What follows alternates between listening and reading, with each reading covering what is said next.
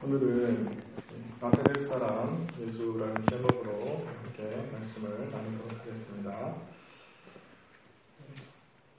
오늘 말씀을 보시면 하나님께서 특별히 요셉과 그의 아들 아기 예수죠. 아기 예수를 인도한 방식이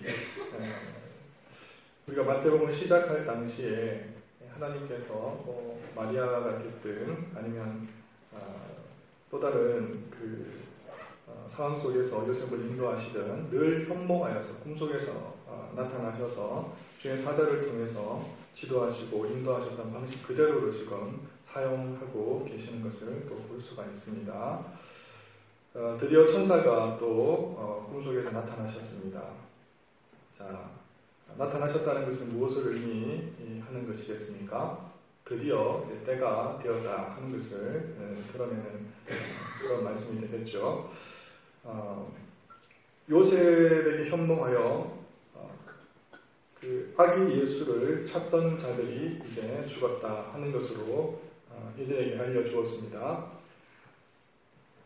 그래서 이제 길을 떠나게 되는데 요셉과 그리고 아기의 모친 되는 마리아 그리고 아기 예수는 길을 떠나서 다시 이제 고국으로 돌아오는 그런 여정을 볼 수가 있겠습니다. 자, 이제 돌아오는 길에 물론 이제 그의 그 아기 예수의 생명을 찾던 헤롯이 죽은 것은 사실이지만 그의 이제 아들 가운데 아켈라오라고 하는 또한 헤롯이 유대를 다스리고 있는 것을 이들이 알게 되었습니다. 자, 헤롯 대왕이 있습니다. 우리 여기서 잠시 헤롯이라는 인물이 성경에 이제 자주 등장하기 때문에 여러분들이 좀 헷갈려할 수가 있기 때문에 정리를 좀 하고 넘어가도록 하겠습니다. 자, 헤롯 대왕이 있습니다. 헤롯 대왕. 헤롯 대왕의 아들이 이제 3명입니다. 3명. 이들도 헤롯입니다. 이들도 헤롯. 자, 그러면 아켈라오라고 하는 헤롯이 있고요. 그리고 안티파스라고 하는 헤롯이 있고 그리고 필립이라는 헤롯이 있습니다. 자, 그러면 예수 그리스도를 십자가에 못 박아 죽게 했던 헤롯이 있죠.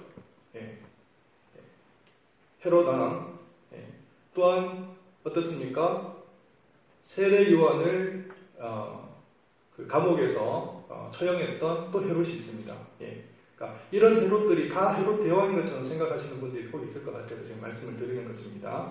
자, 지금 유대라고 하는 사마리아라고 하는 지역을 다스리는 아켈라오라고 하는 헤롯이 있고요. 이는 얼마나 포악하고 그리고 난폭했느냐 하면 그의 아버지급이었다고 볼 수가 있습니다.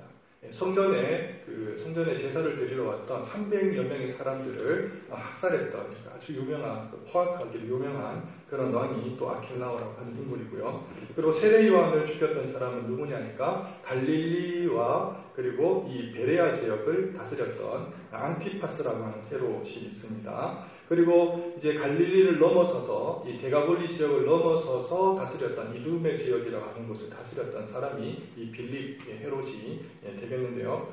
자, 유대 지역으로 이제 넘어가서 하나님의 말씀을 따라서 순종하려고 이제 이스라엘 강도에서 보니까 헤롯은 죽었는데 또 다른 헤롯이 이 유대 지역을 통치하고 있더라는 것입니다. 그래서 이 요셉이 두려운 마음에 어찌할 바를 알지 못할 때 또 한 번 주의 천사가 꿈을 통해서 현몽하여서 지시하심을 받습니다. 그래서 어디로 가라고 일러주십니까? 갈릴리 지역으로 가라. 그렇게 일러주셨습니다. 자, 그래서 요셉 일행이 3명의 이제 가족이 당도한 곳이 어디냐 하니까 이 갈릴리 지역 중에서도 가장 비천하고 그리고 가장 가난했던 지역, 나사렛이라고 하는 지역으로 이주를 하게 되었다 하는 것입니다. 자, 그래서 우리가 이제 주목하려고 하는 것은 이것입니다. 23절이 되겠는데요. 자, 선지자로 하신 말씀에 나사렛 사람이라 칭하리라 하심을 이루려 함이니라. 이 말씀입니다. 우리는 이 말씀에 포커스를 맞추고 집중을 하려고 하는 것입니다. 자, 이 말씀이 참으로 의미심장한 것은 무엇인가 하니까 이 나사렛이라고 하는 것이 말이죠. 구약 성경에서는 단 한 번도 언급이 되어 있지 않다고 하는 것입니다. 그러다 보니까 어떻습니까? 선지자로 하신 말씀을 이루려 하십니다. 라는 말씀인데 선지서에는 나사렛이라고 하는 그 지명을 한 번도 발견할 수가 없다고 하는데 이 문제의 심각성이 있는 것입니다. 선지자들은 예언을 했대요. 그러나 구약에서는 이 나사렛이라는 단어, 이 나사렛이라고 하는 지명을 우리가 찾을 수도 없고 우리가 발견할 수도 없게 된다는 것입니다. 자, 그러면 성경은 거짓말을 하는 것입니까? 그래서 이 오랜 동안 이 구절을 난해 구절로 두고 많은 학자들이 수수께끼처럼 생각을 했던 적이 있습니다. 그래서 논란의 중심에 서기도 했던 본문 말씀이기도 한데요. 자, 우리가 다시 한번 이 말씀을 다시 뒤집어서 한번 생각해 보기를 원합니다. 바꿔서 한번 생각해 보시기를 원합니다. 자, 인간의 지혜와 지식으로는 우리가 이 말씀이 어렵다는 겁니다. 마치 이 미궁 속에 빠져드는 것처럼 수수께끼처럼 여긴다는 것입니다. 그렇다면 이 말씀은 어떤 의미를 가지고 있을까요? 더 신비로운 말씀이 아니겠습니까? 더 의미심장한 말씀이 아니겠습니까? 그렇습니다. 많은 사람들이 하나님의 말씀 앞에서 반기를 들고 도전했던 사람들, 마치 인간의 지혜로는 이해되지 않기 때문에 하나님의 말씀은 거짓이라고 오만방자하게 외쳤던 사람들, 이런 사람들은 하나 정말 10의 열일 모든 사람들이 중도에서 나고자가 되고 하나님으로부터 버림을 받았다고 하는 사실을 우리는 기억해야만 합니다. 자, 그럼에도 불구하고 우리는 알지 못하지만 정말 겸손한 마음으로 하나님 길을 가르쳐 주시옵소서. 하나님의 뜻이 무엇입니까? 라고 물어서 정말 하나님 앞에 겸손한 마음으로 엎드리고 나갔던 모든 사람들에게는 하나님께서 정말 이 하나님의 말씀, 이 신비의 말씀을 열고 닫으시는 권세 있는 하나님께서 그 길을 열어주신다는 것입니다. 들어오라고, 이 신비의 말씀으로 들어오라고 하나님께서는 초대해 주시는 것입니다. 자, 이 말씀의 핵심의 키는 여기에 있습니다. 우리가 이제 번역이라고 할 때 우리가 이제 하나님의 말씀의 원문이 있고 우리 한글로 몇 번에 걸쳐서 가정을 거쳐서 번역된 우리가 성경을 읽고 있는데요. 오늘 이 말씀의 원문을 보게 될 것 같으면 이렇습니다. 나사렛이라는 동네에 가서 사니 이는 선지자들로 하신 말씀에 나사렛 사람이라 칭하리라 하심을 이루려 하십니다. 이렇게 기록되어 있습니다. 그러니까 이 선지자가 한 명의 선지자입니까? 아니면 복수의 선지자입니까? 복수의 선지자입니다. 자, 그러면 우리가 쉽게 이야기할 수 있는 것은 무엇이냐니까 이 말씀이 어떻게 보면 정확한 그 워딩, 그 단어의 인용 문구가 아니라 어떻습니까? 이 말씀은 정확한 어떤 지명이나 호칭을 떼어다가 고스란히 이 말씀에 심어놓은 말씀이 아니고 곧 구약의 선지자들의 사상이나 아니면 그들이 얘기하려고 하는 어떤 상징적인 의미를 담고 있다고 하는 것을 우리는 쉽게 눈치챌 수가 있게 되는 것이죠.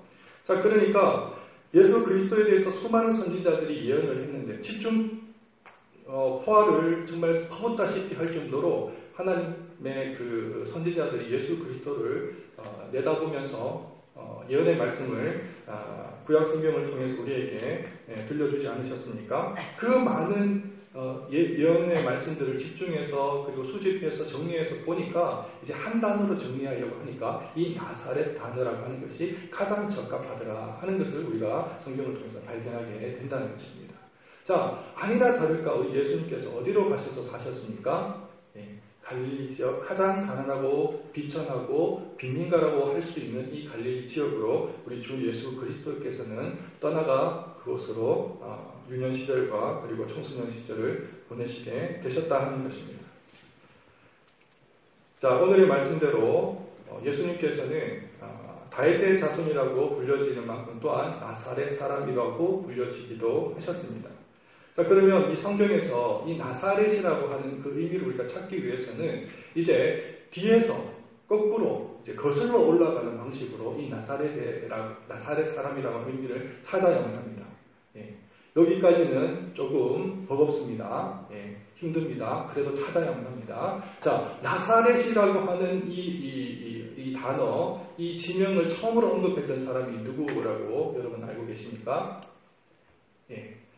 우리가 요한복음을 찾아보시면 굳이 찾으시지 않으셔도 됩니다. 자, 빌립이라고 하는 사람이 예수 그리스도를 만났습니다. 예수를 만나보니까 그가 누군가 하니까 모세가 기록했던 그리고 여러 선지자들이 기록했던 그 일을 만났다고 하면서 그의 어떻게 보면 가장 가까이 측근에 있었던 나다나엘이라고 하는 사람을 찾아가게 되었습니다. 그때 나다나엘이 뭐라고 얘기합니까? 이렇게 얘기합니다. 나사렛에서 무슨 선한 것이 나겠느냐 그렇게 얘기했습니다. 예. 자 여러분 이제 죽전동에 사시죠? 예, 여러분 동네를 빗겨서 이렇게 얘기합니다. 용인 수지구 죽전동에서 무슨 선한 것이 나겠느냐 무슨 말입니까? 예. 무시하는 것입니다. 예. 아래로 본다는 겁니다. 아래로 예. 경멸하고 조롱하는 쪽으로 얘기하는 것입니다. 무슨 갈릴리 나사렛에서 선한 것이 나겠느냐 이렇게 반문을 한 것입니다. 자, 그러면 또 다른 말씀을 구절을 찾아봐야 되겠죠. 자, 다음으로는 우리 예수님께서 십자가를 지실 때 빌라도가 그 패에 십자가 위에 패를 써서 십자가 위에 이제 붙여 두었는데 그 패기에 어떻게 그 문기가 써져 있냐 하니까 한번 보겠습니다. 빌라도가 패를 써서 십자가 위에 붙이니 나사렛 예수 유대인의 왕이다. 무슨 뜻으로 붙여두었습니까? 경멸하고 천대하고 조롱하는 의미로 붙여두었습니다. 나사렛 사람, 유대인의 왕이다. 자, 다음으로는 우리가 사도행전을 우리가 살펴볼 필요가 있습니다. 자, 사울이 예수 그리스도의 그 교회를 해방하고 핍박했던 이 사울이 이제 바울이 되는 회심하는 단계에서 다메섹 도상에서 주님을 만나게 되는데 주님께서 하시는 말씀 속에 이 나사렛이라는 단어가 들어갑니다. 내가 대답하되 주여 니시이니까 하니 가라사대 나는 내가 핍박하는 나사렛 예수라 하시더라. 이렇게 말씀하셨습니다. 자, 사울에게 핍박받는 예수 그리스도로서 나사렛 사람이라는 것을 예수 그리스도께서는 언급해 두셨다고 하는 것입니다.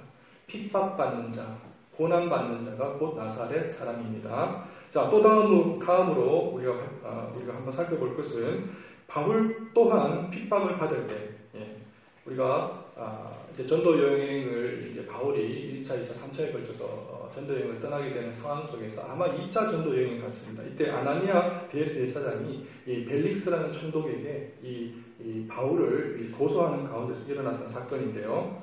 자, 우리가 보니 이 사람은 영병이라 천하에 퍼진 유대인을 다 소욕케 하는 자요 나사렛 이단의 개수라 그렇게 얘기하고 있습니다. 무슨 뜻으로 나사렛이라는 단어를 지금 사용하고 있습니까? 여전히 경멸하고 조롱하고 멸시하는 의미로서 나사렛이라는 단어를 쓰고 있다는 것을 우리가 알 수 있습니다.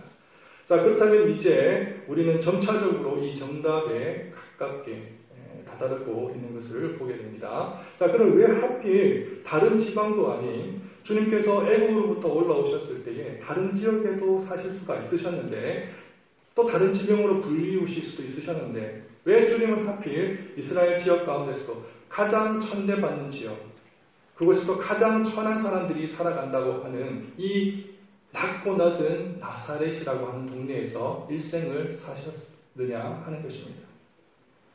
그것은요, 다른 것이 아니라 선지자들로 하신 말씀을 이루려 함이었는데요. 예수 그리스도께서 이 땅에 오셔서 감당하실 사역들이 이 나사렛 사람이라고 하는 이름 안에 이미 거의 모든 의미가 담겨져 있게 하기 위함이었습니다. 나사렛 사람이라 이 호칭이면 예수 그리스도를 아는 자라면 그분이 어떤 분이신지를 깊이 깨닫는 사람이라면 자, 나사렛 사람 다 통하게 된다는 것입니다. 나사렛 사람이라고 할 때 예수 그리스도가 이 땅에 오셔서 어떤 사역을 감당하시고 어떻게 인생을 공생을 사시다가 이 마지막에 또 어떤 고난을 받으시고 주님의 부름을 받으시게 될 것인지를 이미 이 나사렛 사람이라고 하는 이름 속에 다 기록해 두었다고 하는 것입니다. 그렇습니다. 그간의 마태복음은 어떻습니까?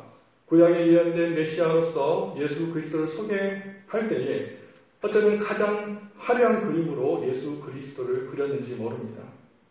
그분은 다윗의 자손이라고 마태는 그를 소개하였고 또 절대 주권을 가지신 유대인의 왕이라고 언급하였습니다.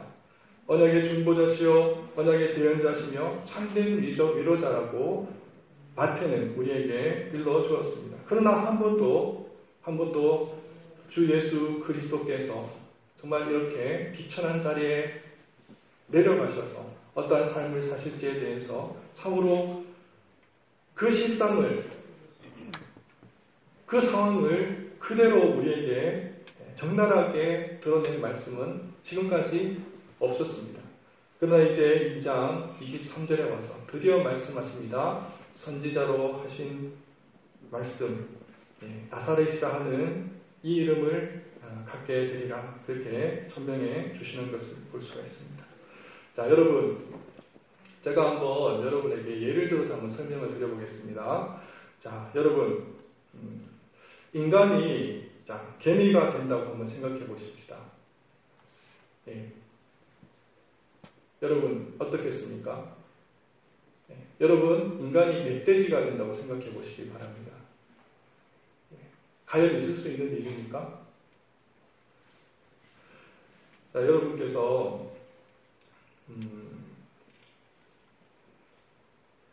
이제 오해를 받으셔가지고 공무를 수행하는 사람들이 여러분 느닷없이 다 이렇게 들이닥쳤어요. 그래가지고 여러분을 아무도 모르게 정말 소리 소문도 없이 여러분들을 이렇게 여러분들을 데리고 간 곳이 여러분 상상치도 못하는 곳입니다. 정신병원에 여러분들을 데려갔다고 칩시다. 거기다 듣고 밧줄을 풀고 놓아주었습니다. 여러분들 지금 멀쩡한 정신을 가지고 있는데 마치 정신병자로 여러분을 취급한다고 생각을 해보시기 바랍니다. 제가 여러분 정말 장담하건대 여러분 하루도 견디지 못하실걸요? 여러분 정말 조롱당하고 멸시당한다고 생각할 때 그곳에서 여러분 견디지 못할 것입니다. 버티지 못하실 것입니다. 또 다른 예를 한번 들어보겠습니다. 여러분들 지금 연세가 연만하시고 어느 정도 사회적인 지위가 있으신데 여러분 지금 초등학교 1학년으로 돌아가서 아이들하고 같이 공부하라고 한번 그렇게 얘기를 들어보신다고 생각해 보시기 바랍니다. 여러분 초등학교 1학년의 자리에 들어가서 정말 똑같이 정말 그 아이들이 쓰는 연필을 가지고 공책을 가지고 선생님의 그 강의를 듣고 수업 시간에 여러분들은 꼬박 5시간, 4시간 하는 그 수업을 들어야 된다고 생각을 해오시기 바랍니다. 그리고 그 아이들이 돌아가면서 여러분 다 한 번씩 꿀밤을 먹였습니다.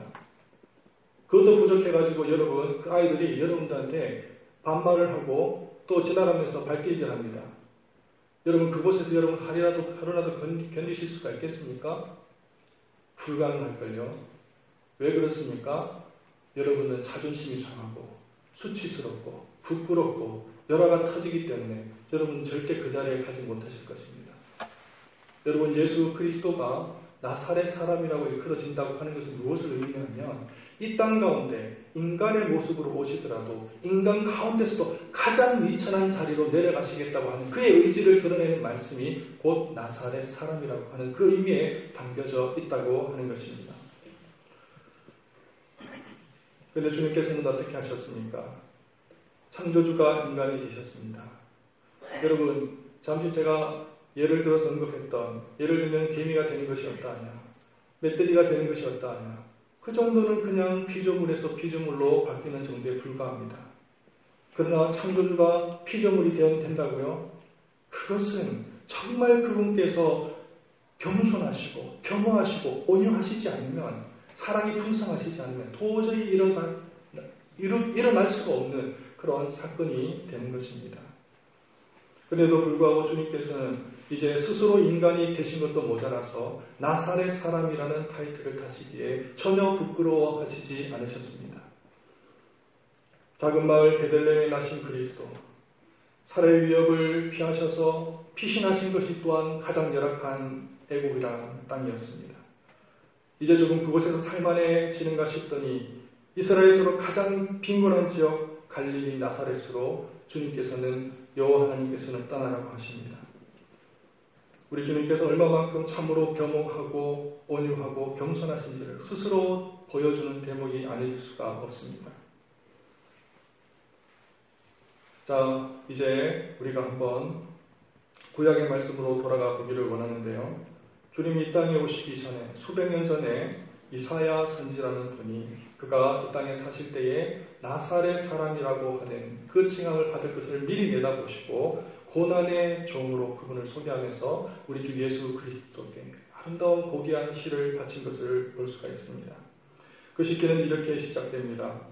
그는 주 앞에서 자라나기를 연한 순 같고 마른 땅에서 나온 줄기 같아서 고운 고우 모양도 없고 풍채도 없은즉 우리의 보기에 흠모할 만한 아름다운 것이 없도다. 그는 멸시를 받아서 사람에게서 시런버린 바 되었으며 간구를 많이 겪었으며 질고를 아는 자라. 마치 사람들에게서 얼굴을 가리우고 보지 않음을 받은 자 같아서 멸시를 당하였고 우리도 그를 기이 여기지 아니하였도다. 그는 실로 우리의 질고를 지고 우리의 슬픔을 당하였거늘 우리는 생각하기를 그는 징벌을 받아서 하나님에게서 맞으며 고난을 당한다 하였노라. 이제 고난의 시는 절정에 이르게 됩니다. 왜 주님께서 이 땅에 오셔서 나사렛 사람이라 칭함을 받으시기에 스스로 자처하셨는지에 대해서 선지자는 선명하게 그 그림을 우리에게 그려주고 있습니다. 그가 찔림은 우리의 허물을 인하며 그가 상함은 우리의 죄악을 인함이라. 그가 징계를 받음으로 우리가 화평을 누리고 그가 채찍에 맞음으로 우리가 나음을 이뤘도다. 우리는 다 양 같아서 그릇 행하여 각기 제 길로 갔거늘 여호와께서는 우리의 죄악을 그에게 담당시키셨도다. 그렇습니다. 이것이요 여러 선지자들이 예언한 나사렛 사람 예수의 전형적인 모습이 되는 것입니다.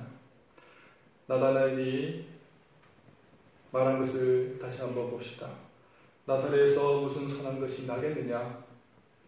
이 말은 역설에 가깝습니다. 우리 주님께서 과연 이 땅을 구원하시려고 오신 하나님의 메시아가 맞으시다면 설마 그곳에 계시리라는 것을 어떻게 인간이 짐작이나 할 수가 있었겠습니까? 하지만 주님은 그곳에 계셨습니다. 우리 주님께서 과연 이 땅을 구원하시겠다고 오신 하늘의 구원자시라면 설마 이 땅을 구원하는 방식으로 나사렛이라는 그 길을 통해서 가장 낮고 천한 고난의 그 길을 통해서 구원하시리라고는 누가 그 어떤 누구가 상상조차 할 수가 있었겠습니까? 그러나 주님은 그 길을 걸으셨습니다. 예수는 어디서 오셨습니까? 그분은 하늘로부터 오셨습니다.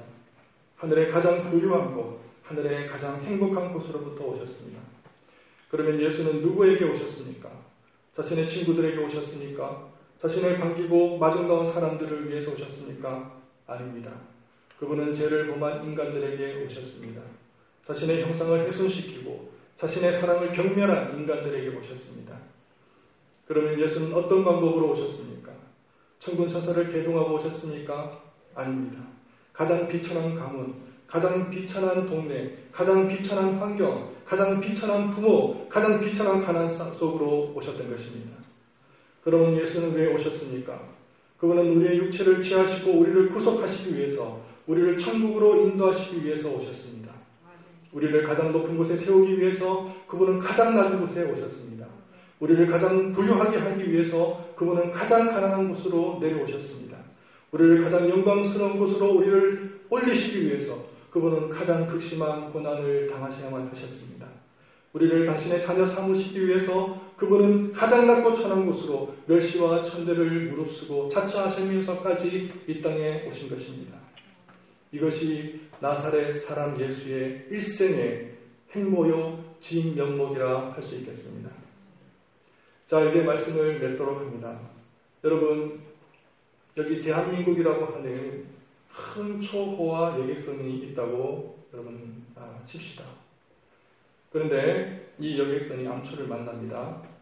자, 그렇게 해서 계속 그 암초를 통해서 찢어지고 패어졌던 그 공간을 통해서 계속해서 바닷물이 스며져 들어옵니다. 이배는 점점점 한쪽으로 기울기 시작하고 이제 급기야는 침몰 직전까지 이르게 되었습니다. 그런데 이 대한민국이라는 초화 여객선 안에는 한국교회라고 하는 VIP 룸이 있습니다. 즐거운 연회가 끊이지 않습니다. 이 연회에 참석한 목회자나 장로나 성도나 할 것 없이 이 흥에 겨워서 분위기에 취해서 음악에 취해서 이 대한민국이라는 여객선이 어떻게 되든 침몰을 하든 무너지든 가라앉든 상관하지 않습니다. 다만 자신만 즐거우면 됩니다. 자신만 안전하면 됩니다. 자신만 부자면 되고 자신만 부흥하면 되고 자신만 잘 살면 되는 것이지 이 배가 가라앉든 이 배가 침몰하든 염려하지 않습니다. 안중에도 없는 것입니다. 자신의 입이 즐거우면 그만이고 자신의 배가 차오르면 그만일 뿐입니다. 사랑하는 성도 여러분, 왜 이 나라가 이렇게 어수선하게 되었습니까? 한국이라는 대한민국이라는 이 나라와 그리고 한국교회라고 하는 이 교회는 절대 불가 분리의 관계가 아닙니다. 불가 분리의 관계입니다. 여러분, 정말 교회와 나라는 생명 공동체요, 운명 공동체로서 교회가 만약 그 교회의 사명을 다하지 못하고 역할을 감당하지 못할 때 그 나라는 그 생명을 잃어버리게 된다는 것을 우리는 아셔야만 합니다.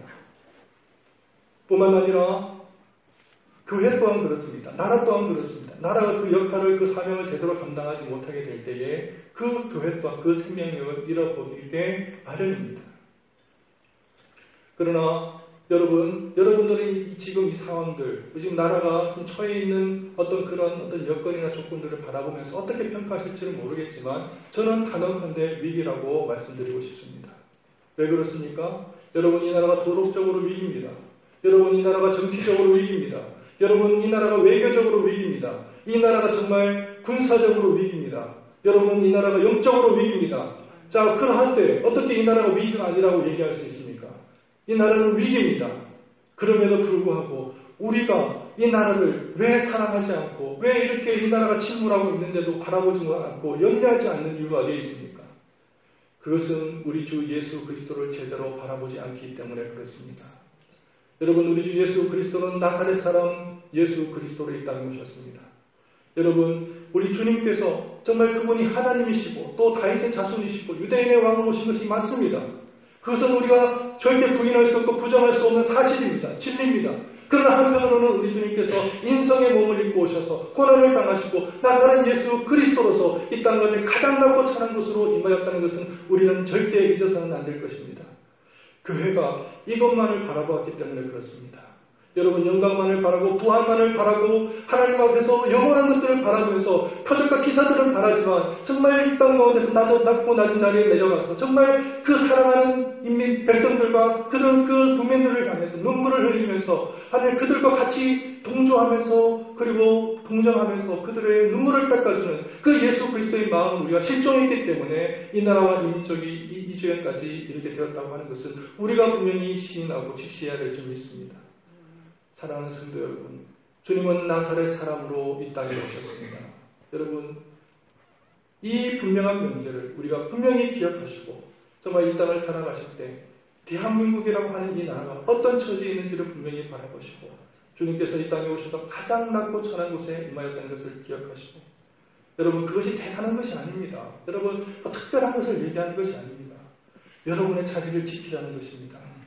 여러분, 기도할 자리, 여러분 끝까지 그 자리를 놓치지 않고 그 자리를 지키시는 우리 사랑하는 성도님 되시기를 바랍니다. 여러분, 예배의 자리, 여러분 이거 놓치시면 안 됩니다. 우리는 중요한 것은 뭐냐면 오래 참고 인내하고 견디는 겁니다. 완주하는 겁니다. 완주. 중대에서 포기하면 아무것도 아닙니다. 그러나 우리가 미비하고 연약할 때 끝까지 가는 겁니다. 끝까지 가는 것. 그것이 하나님께서 원하시는 나사렛 사람의 참된 모범인 줄 믿습니다. 예배의 자리 지키시기를 바랍니다. 예배의 자리 지키셔야 됩니다. 여러분, 연약할지 몰라도 찬양의 자리 지키셔야 됩니다. 끝까지 지키는 것입니다. 끝까지 힘들고 어렵더라도 끝까지 지키는 것입니다. 여러분, 전도의 자리, 복음을 즐거워하고 주 예수 그리스도를 자랑하는 자리 끝까지 지키시기를 바랍니다. 이것이 나사렛 사람으로서 이 땅에 오신 우리 주 예수 그리스도의 참된 모본인 줄 믿습니다. 이 삶을 삶으로 말미암아 주님 앞에서 참된 영광을 돌릴 수 있는 저와 여러분 되시기를 바랍니다. 기도하겠습니다. 하나님과 풍성하신 하나님, 우리가 주님을 바라볼 때에 단순히 하나님 영광 가운데 계신 주님만 바라볼 것이 아니라 이 땅에 낮고 천하기 천한 이 땅 가운데 우리를 위하여서 정말 십자가를 지시고 고난을 당하신 주님을 기억하게 하시고 나사렛 사람으로 이 땅에 오셨음을 기억하는 저희들이 되게 하여 주시옵소서. 인내하게 하시고 견디게 하시고 참게 하시고 우리의 자리를 굳건하게 지킬 수 있는 저희들이 되게 하여 주시옵소서. 감사를 드리며 우리 주 예수 그리스도 이름으로 기도를 드립니다. 아멘.